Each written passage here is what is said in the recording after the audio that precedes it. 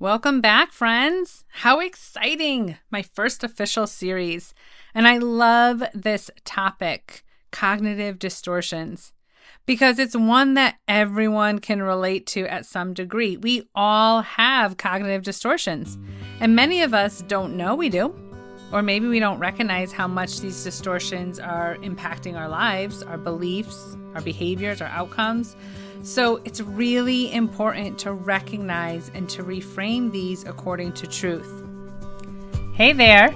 Are you a Christian woman who's ready to strengthen your faith and stop the madness in your mind? The worry, doubt, anxiety.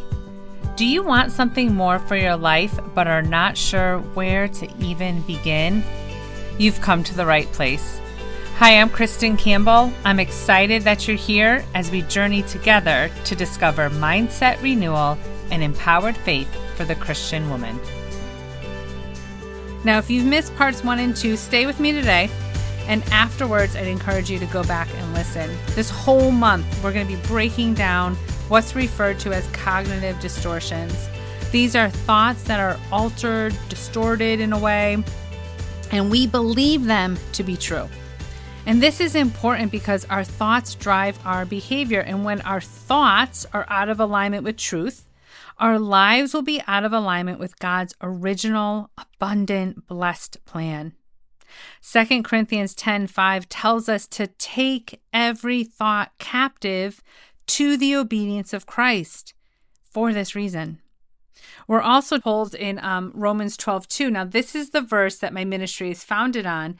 We're told to be transformed by the renewing of our minds. And what that means is we want to destroy these strongholds of the lies. We want to rebuild our thoughts on truth. So let's do a quick recap of what we've covered so far. We talked about emotional reasoning, this lie that says, I feel it, so it must be true. Remember, feelings are not facts. Real does not equal true. You want to separate the emotion from the assumption. The emotion's a signal only.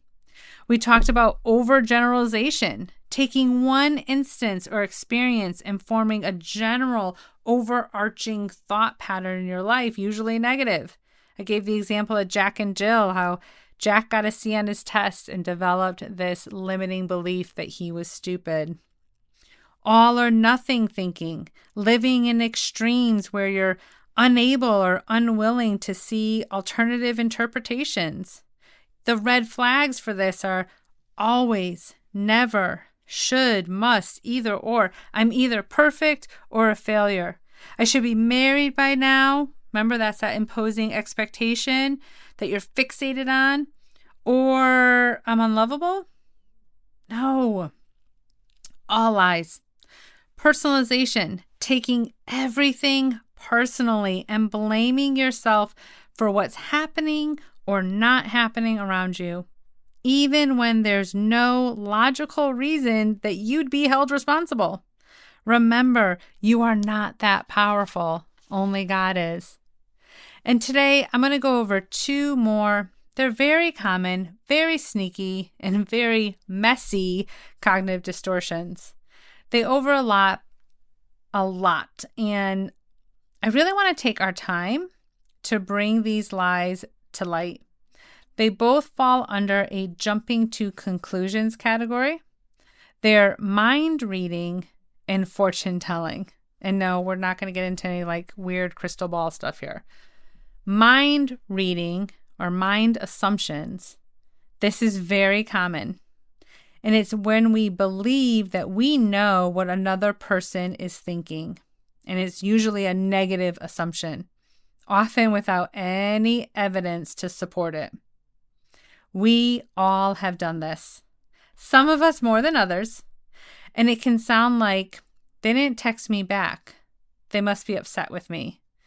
Or they must not want to hang out with me. Or they must not like me. This distortion then leads to fear and anxiety about how others are perceiving you, if they're accepting or rejecting you. And here's the sneaky trap. Once we come into agreement with that assumption, that distortion, we will begin to act and react accordingly, which is really dangerous, and it causes a lot of unnecessary hurts, offenses, and drama. If I assume that you are not texting me back because you don't like me, then I'm going to treat you as someone who doesn't like me. I may be standoffish and distant with you. Maybe I don't text you back just out of spite. And if my assumption is wrong, which it often is in these cases, now you're going to think, what's her problem? And now you're going to begin to actually dislike me. My goodness, what a mess. And it's not just with people that we know. It's often with strangers. So let's say I walk into a school function and I see another parent who kind of has a scowl on their face. My assumption is that that facial expression is aimed towards me. I further assume that their character is less than pleasant. And now, with no solid evidence, not knowing the person, I've made my assumption. And my treatment of them, it's not going to be warm and fuzzy. When if I hadn't made that assumption, maybe I could have connected with this parent. Maybe I could have had a friendly relationship. The enemy is out to steal, kill, and destroy, including our relationships. Be aware of this. And the deeper question here is, why is that the default assumption? You want to ask the Lord, what lie have I come into agreement with that set me up to assume the worst? What limiting belief is guiding my thoughts? The truth is that no one knows another person's thoughts. That's found in 1 Corinthians 2:11. So if you really have to know, you're going to need to ask the person, or you're going to have to come to a point where you release that need and you just recognize and accept that other people's opinions do not matter. Only what God thinks of you matters. And He thinks you're awesome. Check your thoughts. Be a thought detective. Look for concretes. Look for what does and does not align with truth. We are very quick to assume. Slow down. Ask God for clarity. Partnered with mind reading is fortune telling. Again, it's not psychic or crystal ball, none of that nonsense. This is simply when you let your imagination go and you believe you know what is going to happen based on little to no evidence. And the problem with this is, as humans, more often than not, we're going to predict a negative outcome. I know they're going to find something wrong in my blood work. I'm going to blow this interview and not get the job. I'll do horrible on my presentation and look like an idiot. Now, by now, we should all know our thoughts drive our behavior. And just as we can reinforce the lies in our life, we can also create some. If I'm predicting that I'm going to blow my job interview, how do you think I'm going to behave? Do you think I'm going to present myself as confident and capable? Probably not. If I'm predicting, if I'm believing I already know the interview is going to be horrible, my behavior is going to match that belief. Proverbs 23:7 tells us, as we think in our hearts, so are we. And this leads me to what many of us know as self-fulfilling prophecy. This phenomena, which originated in social psychology, says our expectations alter our behavior in ways to make the expectation true. It's expectations influencing behavior. So when you have this negative expectation of what is coming, you believe it, you will actually behave in ways to make that expectation true, even when there is little evidence supporting that expectation. You're jumping to negative conclusions about your future. There's some good news.